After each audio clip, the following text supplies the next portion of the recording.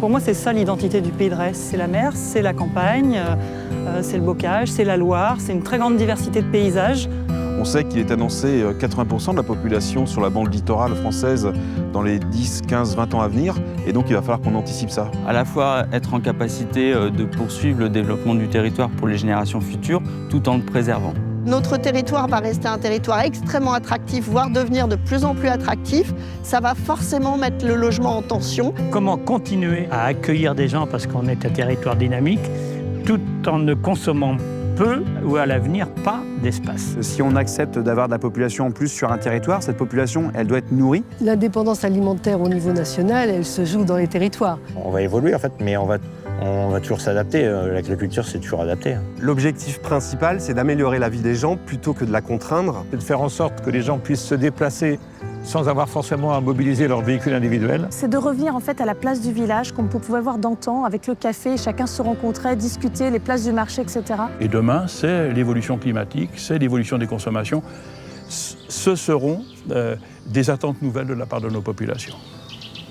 Ça, c'est une citelle d'Orchepeau qui chante. Elle nous rappelle qu'elle a sa place dans notre environnement humain. Comment, comme cet oiseau, prendre de la hauteur ? Imaginez ce que le Pays de Retz pourrait être dans 20 ou 30 ans. Comment l'adapter au changement climatique, accueillir, loger, nourrir ses habitants, leur offrir des emplois, tout en préservant sa beauté et ses richesses naturelles.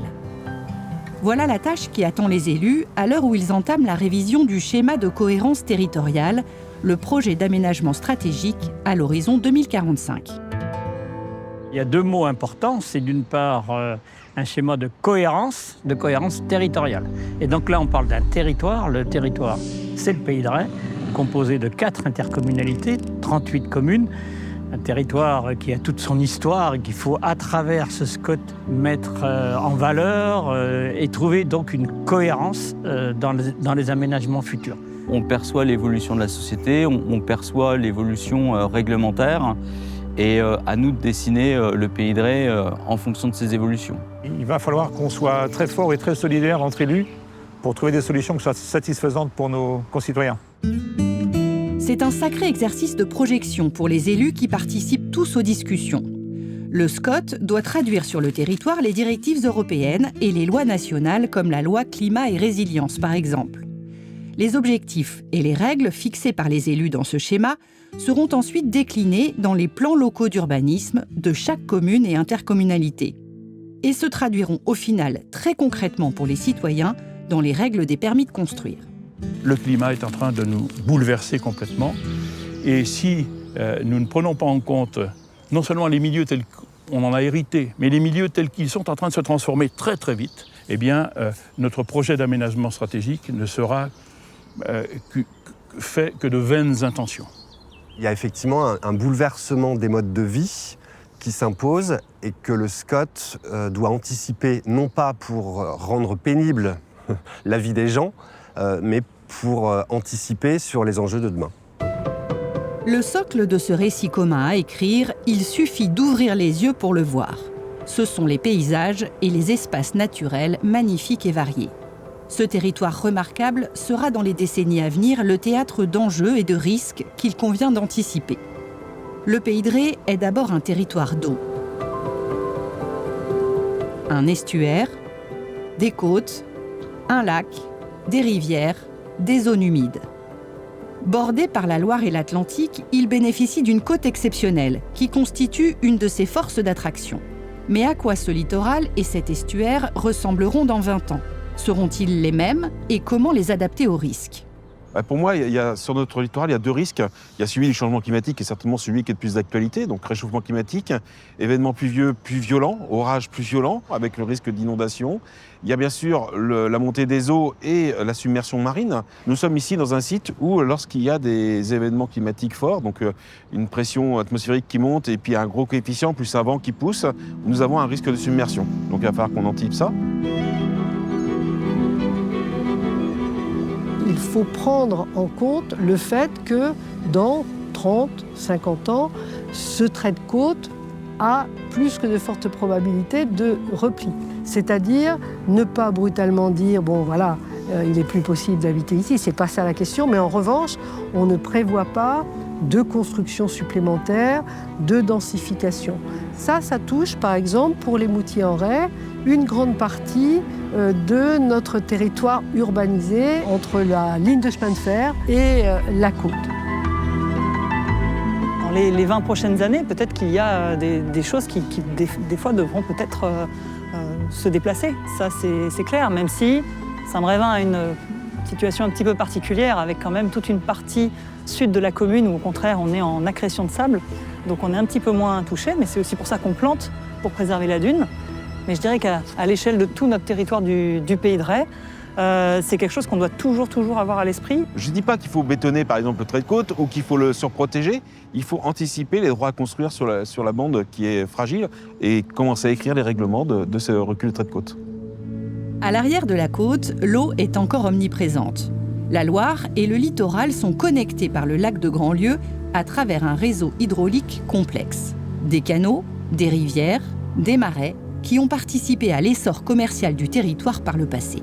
Le Pays de Ré, quand vous le regardez sur le plan hydrographique, c'est une zone capillaire de ruisseaux. Donc il faut qu'on soit capable de gérer cet espace de forte irrigation de surface en maintenant les zones humides et non pas en les détruisant. Les zones humides restituent en période de sécheresse l'eau qu'elles ont captée en période de pluviométrie plus importante. Le SCOT réaffirmera donc le rôle des zones humides, comme les milliers d'hectares du Marais breton vendéen, de l'estuaire ou du lac de Grandlieu. On dit souvent que le lac de Grandlieu, c'est la deuxième richesse ornithologique pour la France après la Camargue. On a 300 espèces d'oiseaux qui fréquentent le lac, avec des effectifs, certains c'est un tiers des colonies françaises, voire plus, donc des effectifs majeurs sur un petit site. On est sur un lac qui est très peu profond, donc la moyenne l'été c'est 0,70, qui est très riche en nutriments et en nourriture, donc en fait avec une quantité de nourriture astronomique, surtout en termes de poissons. Ce qui nous inquiète le plus, en fait, c'est effectivement le dérèglement climatique, avec des pics de chaleur de plus en plus intenses et de plus en plus forts. L'année dernière, on est monté à 36 degrés, la température de l'eau. En fait, on est bord où il y a pratiquement plus d'oxygène dans l'eau, à certains moments de l'année, surtout l'été. Le Pays de Ré n'est pas seulement un pays bleu, c'est aussi un pays vert, un pays de bocage. Un territoire qui, vu du ciel, offre ce paysage agraire emblématique, ponctué de bourgs, de villages et de hameaux. Cette trame bocagère joue un rôle majeur et jouera à l'avenir un rôle encore plus important. Le futur SCOT va donc veiller à sa préservation, voire à son développement. Reprévoir un maillage de haies là où c'est possible pour ralentir l'écoulement de l'eau, pas forcément curer les fossés et les drainer pour que l'eau arrive rapidement, que l'eau ait le temps de s'épurer sur le bassin et qu'elle arrive plus doucement au lac et de meilleure qualité.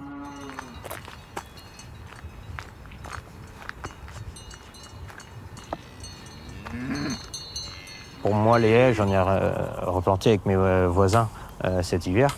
Ça a l'avantage de faire rétention déjà pour l'eau. Ça a l'avantage d'être de l'ombre aussi pour les bêtes. Et puis la biodiversité, après, nous, on n'a pas vraiment un impact direct sur la production. Mais on sait que c'est un ensemble après.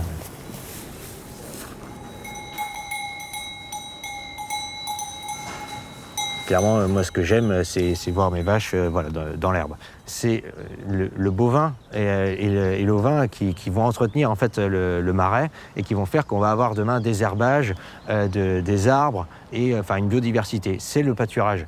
Si on ne valorise pas le produit de l'animal qui entretient le territoire, demain, clairement, on va aller toujours vers ce qu'on va depuis toujours, c'est-à-dire des cultures, aller vers du monogastrique comme le cochon ou la volaille.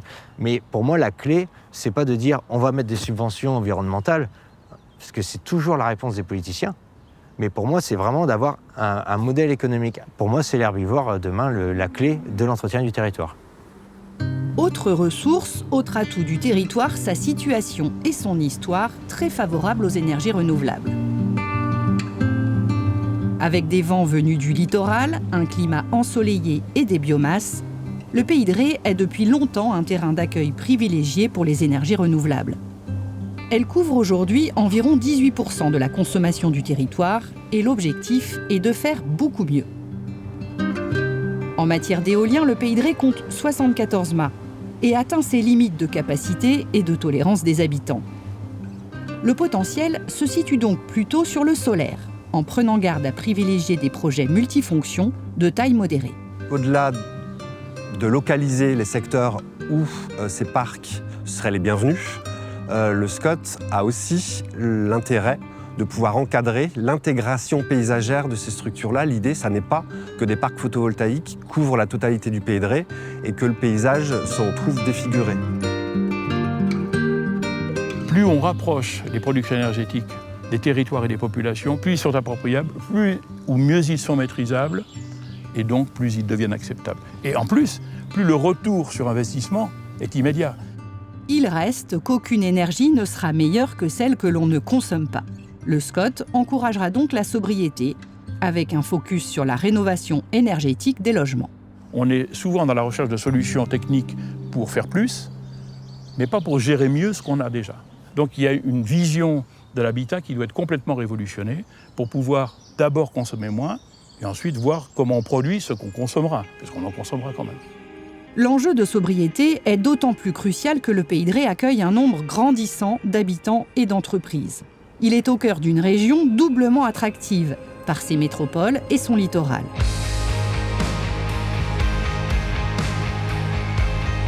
En 2019, on comptait 160 000 habitants. Il devrait être 180 000 en 2030 et 200 000 en 2040. Pour les élus, l'équation consiste donc à maintenir la population qui souhaite rester, accueillir celle qui souhaite emménager, dans un contexte de prix de l'immobilier qui grimpe. J'ai coutume de dire qu'on a des problèmes de riches, c'est-à-dire qu'on a sur ce territoire beaucoup d'emplois, ce qui est une vraie richesse avec des entreprises qui se portent bien. On a aussi à faire face aux besoins d'offres de logement.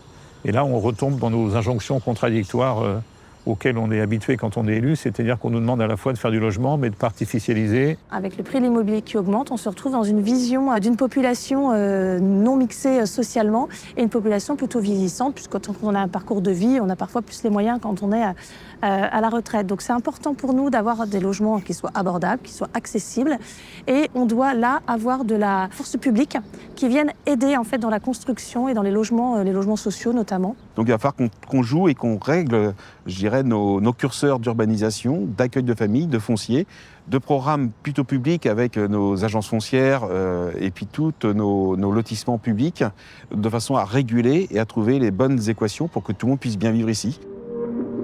Et pour corser encore l'équation, le projet d'aménagement stratégique prendra en compte la loi climat et résilience, qui fixe un objectif de zéro artificialisation nette en 2050. Mais qu'est-ce que cela signifie ? Demain, en tout cas, dans cet objectif d'atteindre une artificialisation nette nulle, ce sera que pour chaque hectare artificialisé, il y aura 1 hectare qui devra être renaturé, c'est-à-dire qu'on remettra à l'état naturel un sol. Quand on regarde les données chiffrées, on constate que les élus ont déjà diminué à peu près par 2 la consommation d'espace sur leur territoire. Et pour autant, ils ont continué de produire du logement, ils ont continué de produire de l'activité économique, des emplois, etc. sur le territoire. Donc en fait, c'est une poursuite et aller encore plus loin que ce que faisait déjà le territoire. Loger davantage de monde en consommant moins d'espace. C'est toute une manière de repenser les bourgs en zone rurale qu'il faut amorcer, en abandonnant sans doute le modèle du pavillon au milieu de son grand jardin. Quand on habite en zone urbaine, en grande ville, on conçoit d'habiter en collectif. Quand on vient habiter dans les zones rurales, les zones littorales, on a moins cette envie-là. Et donc, il faut qu'on arrive à ce que les gens acceptent d'habiter dans des endroits plus denses. Pas facile à régler parce qu'on avait l'habitude plutôt de faire des extensions urbaines, c'était plus simple à faire. Reconstruire la ville sur elle-même, ça coûte plus cher, c'est plus compliqué, mais le SCOT doit donner des éléments par rapport à cela.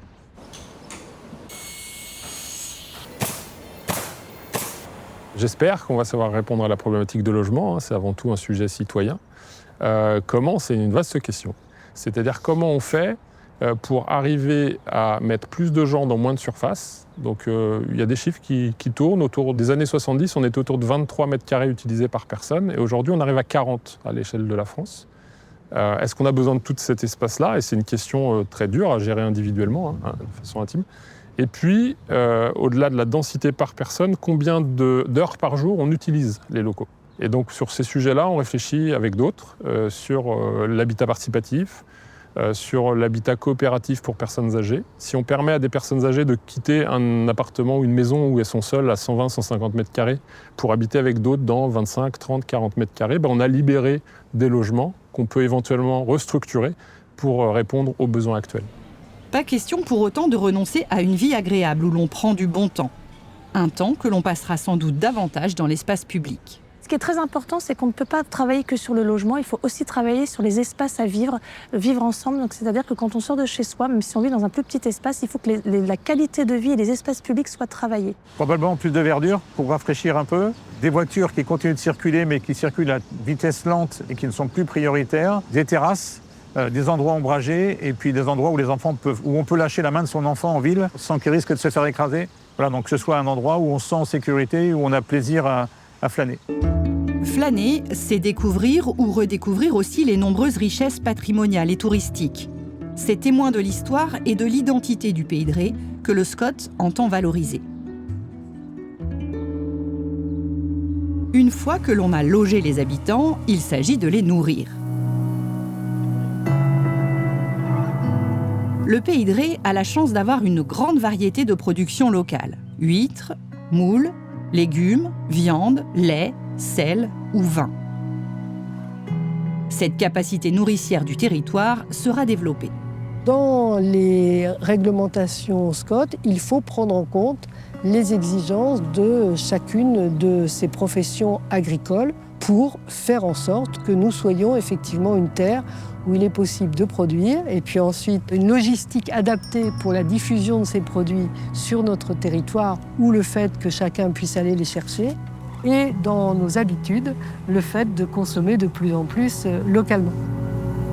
Il ne suffit pas d'affirmer le rôle majeur de l'agriculture, encore faut-il la protéger, notamment contre la pression de l'urbanisation. Cela passe par la préservation des espaces agricoles pérennes. Le principe est simple, interdiction de bétonner ces espaces.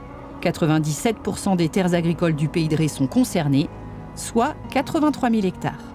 C'est protéger le foncier agricole de façon pertinente, c'est-à-dire en permettant aussi aux agriculteurs d'exprimer ce dont ils ont besoin. Par exemple, certains ont besoin de construire non seulement des bâtiments agricoles, mais aussi des habitations pour pouvoir recruter par exemple des jeunes, pour pouvoir recruter des saisonniers.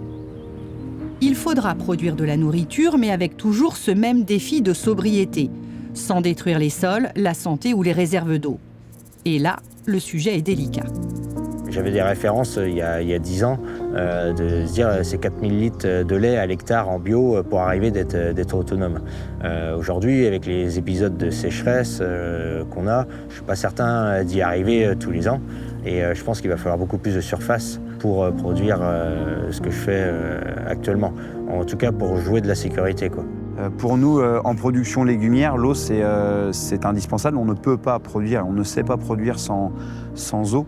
On a besoin d'avoir un accès à l'eau. Et on a besoin que cet accès à l'eau soit sécurisé. Toute la difficulté, c'est de savoir comment on se partage cette eau.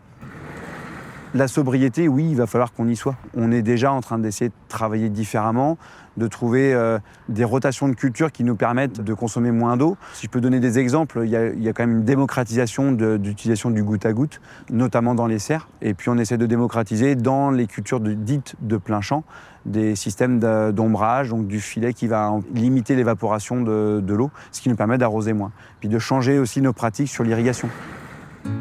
On a développé un schéma d'entreprise avec des choses sur lesquelles on avait le droit. Nous dire vous n'avez plus le droit, économiquement on fait comment? Parce qu'on a des emprunts, on a des salariés, difficile. Par contre, si on nous dit bon Valentin, tu veux reprendre là? D'accord. Par contre, si tu reprends ici, sache que tu n'auras pas de droit de pompage supplémentaire. Là c'est différent, parce que là c'est à moi de m'organiser pour dire j'ai plus grand, mais je ne pourrais pas irriguer plus. Comment faire pour maintenir certaines activités et préserver la ressource? Eh bien, le mieux, me semble-t-il, c'est de faire ce que nous essayons de faire, c'est-à-dire d'avoir des espaces de concertation au sein desquels les différentes expressions de besoins peuvent se faire et besoins peuvent être entendus. Et donc, par exemple, au niveau de la commission locale de l'eau du bassin versant de Grandlieu, nous avons maintenant depuis une quinzaine d'années, intégrer à nos travaux en permanence, au sein de la clé, les irrigants du bassin versant de Grandlieu, c'est-à-dire les gens qui utilisent l'eau pour leurs exploitations ou pour le maraîchage. Ils font partie de la discussion. Ils ne font pas partie de la concertation pour se servir, ils font partie de la concertation pour faire part de leurs besoins et entendre le besoin des autres. Et c'est simplement à ce prix que nous serons capables demain d'avoir de l'eau pour tout le monde. Il n'y a pas moins d'eau, je le redis, il n'y a pas moins d'eau, il y a d'autres usages de l'eau. L'accès à la ressource en eau, au-delà de sa quantité, pose la question de sa qualité, pour l'eau potable, mais aussi pour les activités économiques comme le tourisme, la pêche ou la conchyliculture. Plus largement, la question est quel modèle d'agriculture va-t-on encourager ? Il y aura des petits maraîchers qui vont faire du circuit court, travailler en local. Et malgré tout, il faut quand même de la production de grande quantité parce que si on ne l'a pas sur le territoire, elle viendra d'ailleurs. Et souvent, elle viendra de l'étranger, de pays étrangers, avec des normes qu'on n'a pas, nous, en France. Pour autant, il faut faire en sorte que cette activité maraîchère de grande échelle, elle intègre les fondamentaux environnementaux. Il faut absolument que la profession s'investisse dans la plantation de haies, par exemple, veille à diminuer l'utilisation des intrants et puis fasse en sorte que leurs installations soient vraiment intégrées dans un paysage agricole qui était bocagé dans le pays de Ré. Se loger, se nourrir et se déplacer. Une autre problématique à résoudre dans ce projet d'aménagement stratégique du territoire est la question de la mobilité, si on veut la décarboner. Aujourd'hui, il y a 547 000 déplacements quotidiens dans le pays de Ré, dont un tiers vers les territoires voisins. Au niveau de Pilgrim, on a une attente qui est très forte au niveau des transports. Effectivement, moi je m'adresse à un public de salariés qui est plutôt jeune et très souvent pour pouvoir les recruter en tant que PME, je fais venir des stagiaires. Le problème, c'est qu'actuellement, on est assez loin de tout ce qui va être transport public.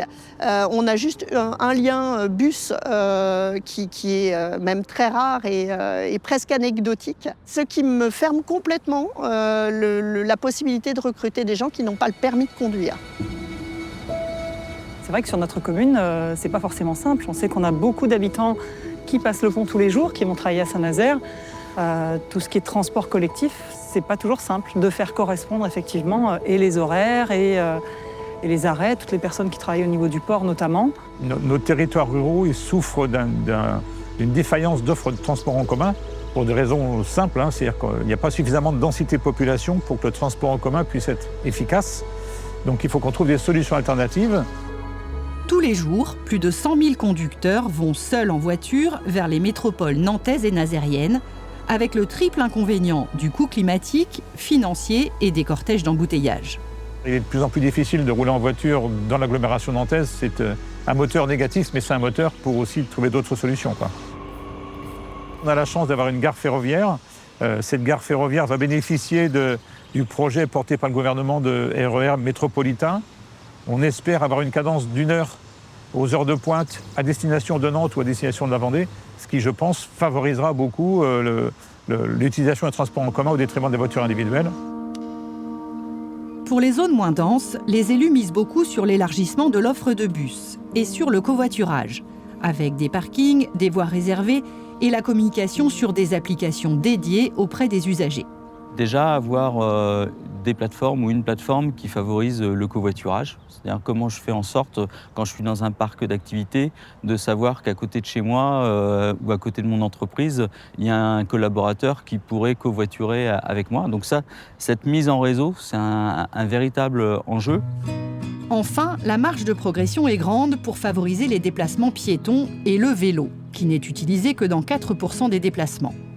Le SCOT encouragera la poursuite du développement des pistes cyclables, avec en particulier l'ouverture d'une voie verte entre Paimboeuf et Saint-Hilaire-de-Chaléon sur le tracé de l'ancienne voie ferrée. Dans les bourgs, les élus misent sur l'apaisement du trafic. Le problème du vélo, c'est la voiture, essentiellement. Donc ralentir les voitures, faire des itinéraires sécurisés pour les vélos, mais on ne peut pas le faire partout. Donc ça passe, en particulier en centre-ville, par un ralentissement complet et puis un changement des priorités. C'est-à-dire qu'on souhaite qu'en centre-ville, très clairement le piéton soit prioritaire sur le vélo, qui est prioritaire sur la voiture. Et ça, c'est dans les têtes que ça se joue. On peut mettre tous les panneaux qu'on veut, mais c'est dans les têtes et dans la culture que ça se joue, et c'est là-dessus qu'il faut qu'on travaille. Comme le disait plus tôt un élu, le Pays de Ré a des problèmes de riches. C'est un territoire dynamique où les entreprises et les commerces s'installent et prospèrent. Il compte 29 000 emplois, en augmentation de 2% chaque année depuis 15 ans, dont les 3/4 sont occupés par les habitants du territoire. Aujourd'hui, 1900 hectares sont dédiés aux zones d'activité. Il s'agit d'encourager ce développement économique, en gardant en tête de maintenir les commerces dans les centres-bourgs, de limiter le développement de nouvelles zones commerciales périphériques et, plus largement, l'artificialisation des sols. Je ne le prends pas comme un obstacle, je le prends comme une opportunité.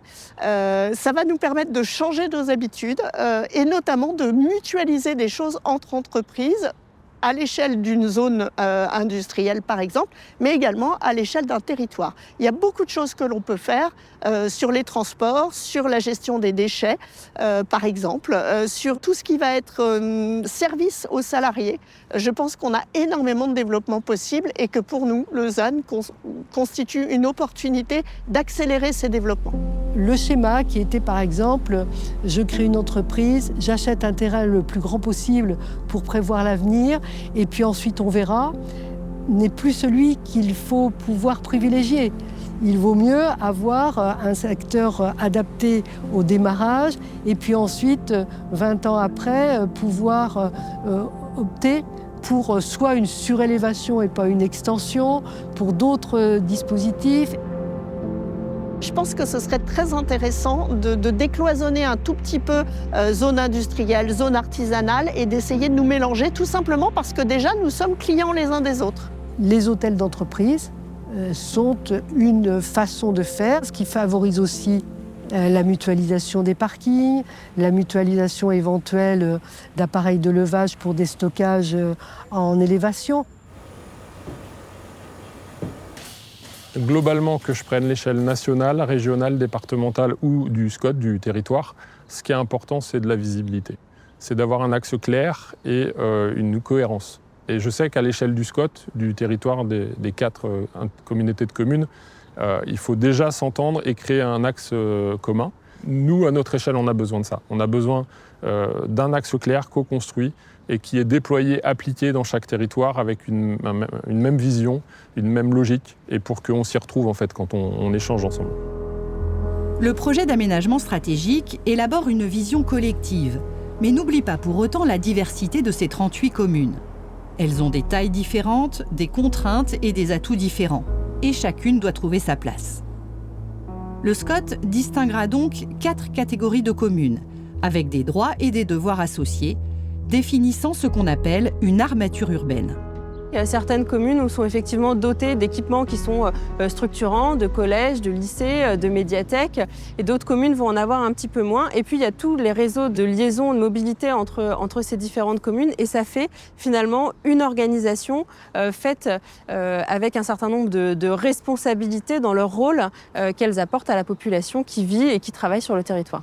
Donc la ville de Machecoul-Saint-Même est un pôle d'équilibre, en ce sens où c'est un pôle où il y a beaucoup de services, il y a pas mal d'emplois, il y a un hôpital, il y a une offre de santé, il y a du commerce, il y a des écoles, il y a un lycée, il y a une gare ferroviaire, il y a une gare routière. Ça fait de Machecoul un pôle et ça nous donne des droits mais des devoirs, et le devoir entre autres étant densifié effectivement. On ne peut pas tout faire partout. Il y a des équipements qui ne peuvent pas être partout. Et donc il faut bien définir une armature à partir de là, où il y a des villes plus de centralité et les villes plus importantes qui vont recevoir des équipements structurants qu'on ne pourra pas retrouver dans toutes les communes. Mais ça ne doit pas se faire au détriment des autres communes. Je pense que les communes, entre guillemets, un peu plus petites, peuvent jouer aussi sur une qualité de vie, une qualité d'accueil beaucoup plus forte. Et c'est à nous de trouver de l'intérêt pour tout le monde. Rapprocher les habitants de leurs besoins, c'est l'impératif porté par le projet d'aménagement stratégique. Si les pôles d'équilibre seront renforcés, chaque commune aura bien la possibilité de conforter son offre de logement, d'emploi, de services, de commerce ou d'accès aux soins, afin d'équilibrer géographiquement et socialement le Pays de Ré. Ce schéma de cohérence territoriale, chacun doit se l'approprier, élus, professionnels, citoyens. Une fois cette vision pour l'avenir définie, il établira des règles pour la mettre en œuvre, en concertation avec les citoyens. Après enquête publique et approbation, cela se traduira dans un document qui édictera des règles et des orientations majeures qui s'imposeront aux plans locaux d'urbanisme. Aujourd'hui, il y a le souhait de la population de vouloir être acteur de l'aménagement et de l'avenir de son cadre de vie.